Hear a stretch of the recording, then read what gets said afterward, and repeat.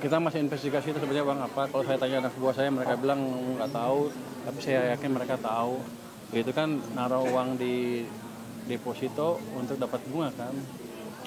Saya nggak tahu itu uang lembaga-lembaga di bawah pemerintahan apa yang lain atau yang lain.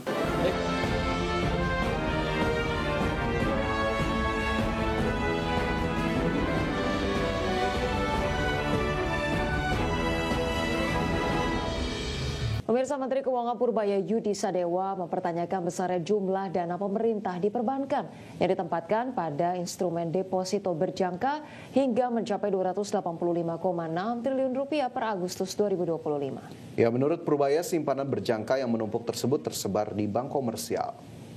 Purbaya mengaku belum mengetahui secara pasti asal-usul dana tersebut, namun ia akan menyelidiki lebih lanjut sumber dan tujuan penempatan dana ratusan triliun di bank komersial tersebut. Purbaya menduga ada pihak-pihak yang memainkan bunga dari penempatan dana pemerintah di berbagai bank komersial, termasuk bank milik negara atau himbara. Menurutnya, penempatan dana pemerintah di deposito berjangka tidak seharusnya terjadi karena pengembalian dari bank lebih rendah dari bunga yang dibayarkan pemerintah untuk obligasi. Purbaya menegaskan investigasi akan dilakukan untuk memastikan pengelolaan dana negara berjalan transparan dan efisien serta tidak dimanfaatkan untuk kepentingan pihak tertentu. Kita masih investigasi itu sebenarnya uang apa. Kalau saya tanya anak buah saya, mereka bilang nggak tahu. Tapi saya yakin mereka tahu. Itu kan naruh uang di deposito untuk dapat bunga kan. Saya nggak tahu itu uang lembaga-lembaga di bawah pemerintahan apa yang lain atau yang lain. Tapi biasanya setahu saya sih bank kan ngasih kode yang clear. Kalau uang pemerintah ya uang pemerintah kan. Saya kan periksa nanti. Itu terlalu besar kalau ditaruh di deposito seperti itu. Itu kan saya ngutang.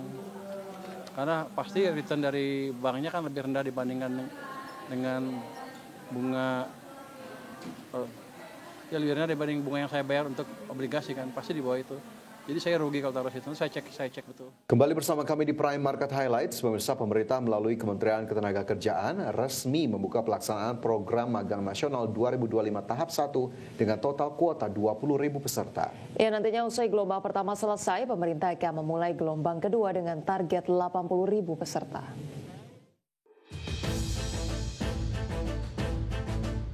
Pemerintah melalui Kementerian Ketenagakerjaan resmi membuka pelaksanaan program magang nasional 2025 tahap 1. Menteri Ketenagakerjaan Yasir Arli menyebut untuk tahap 1, dari total kuota 20.000 porsi, sudah ada 15.000 peserta yang lolos seleksi dan ditetapkan.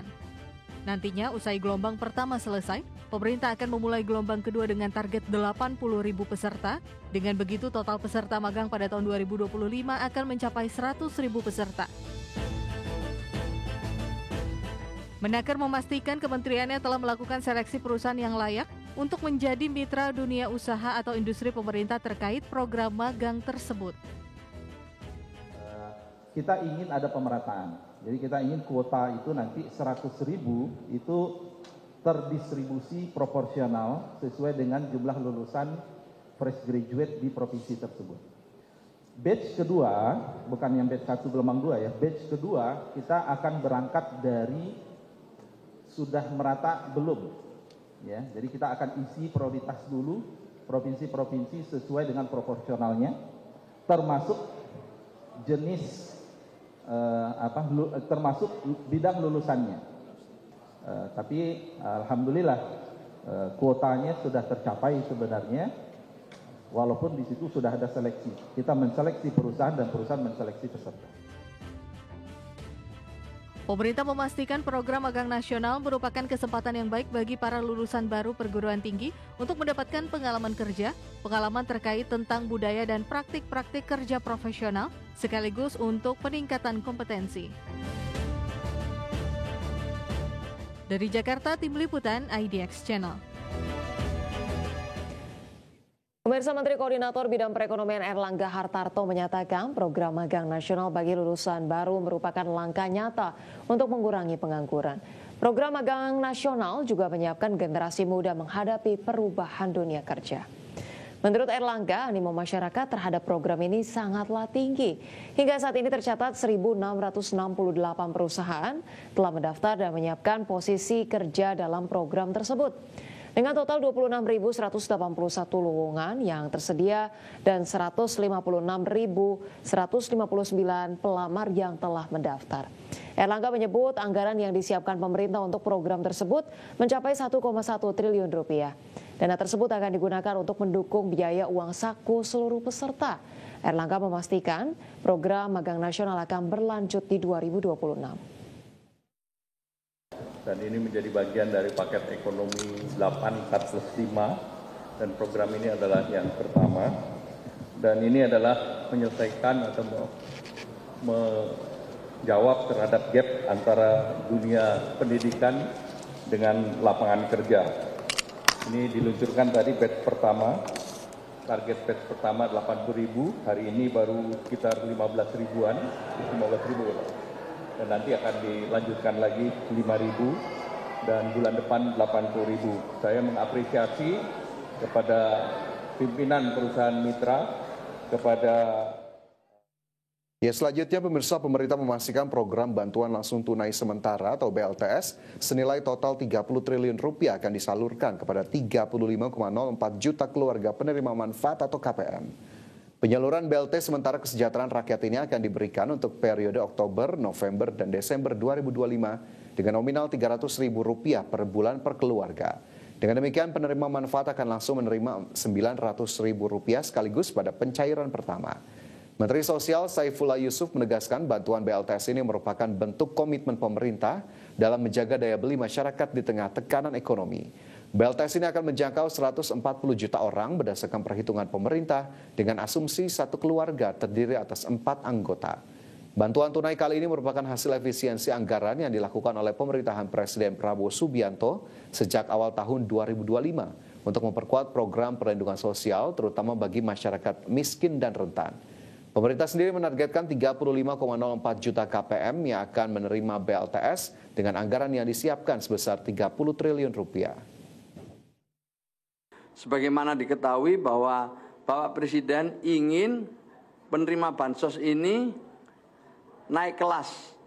Tidak hanya sekedar menerima bansos, tapi juga diberikan dukungan dan bimbingan pendampingan untuk menjadi keluarga yang lebih berdaya, keluarga yang mandiri. Maka itu di tahun ini kita lebih dari 77.000 keluarga penerima manfaat yang sudah graduasi, sudah lulus, sudah tidak menerima bansos lagi di tahun-tahun yang akan datang. Kita harapkan tahun depan target kita lebih tinggi, lebih dari 300.000 ya, keluarga penerima manfaat yang bisa. Pemirsa, berkat layanan digitalnya yang mengedepankan prinsip keberlanjutan dalam Mandiri Looping for Life, PT Bank Mandiri Persero Tbk meraih anugerah utama kategori Sustainability dalam penghargaan bergengsi IDX Channel Anugerah Inovasi Indonesia 2025. PT Bank Mandiri Persero Tbk berhasil meraih anugerah utama kategori Sustainability dalam penghargaan bergengsi IDX Channel Anugerah Inovasi Indonesia 2025 atau ICAI yang digelar di Main Hall Bursa Efek Indonesia. Penghargaan ini berhasil diraih Bank Mandiri berkat layanan digitalnya yang mengedepankan prinsip keberlanjutan dalam Mandiri Looping for Life. Vice President Corporate Communication Bank Mandiri Diki Kristanto mengatakan program Looping for Life menjadi bagian akselerasi implementasi prinsip ESG di Bank Mandiri. Pasalnya dalam aplikasi Super Apps yang menjadi andalan Bank Mandiri tidak hanya terdapat fitur untuk menabung, transaksi, lifestyle, namun juga terdapat fitur yang dapat membantu nasabah terlibat langsung dengan isu keberlanjutan. Pertama-tama kami ingin menyampaikan apresiasi dan terima kasih kepada IDX Channel atas penghargaan yang diberikan. Ini merupakan pengakuan, acknowledgement dari media atas inisiatif kami untuk bisa terus tumbuh secara berkesinambungan. Kita mengintegrasikan fitur-fitur kita, fitur yang memang kita jadikan sebagai andalan kita untuk menggarap sektor retail, sektor individu dengan inisiatif kita untuk bisa berkesinambungan melalui program Looping for Life, Mandiri Looping for Life. Diki menegaskan hingga pertengahan tahun 2025 semakin banyak nasabah yang aktif berpartisipasi dalam inisiatif keberlanjutan melalui Mandiri Looping for Life. Langkah ini mewujudkan komitmen keberlanjutan di Bank Mandiri bukan sekedar jargon, namun terwujud dalam tindakan nyata yang dekat dengan gaya hidup masyarakat. Dari Jakarta, Riki Anuwardi, iDek Channel. Dan pemirsa, masih ada sejumlah informasi lainnya akan kami hadirkan untuk Anda. Tetaplah bersama kami.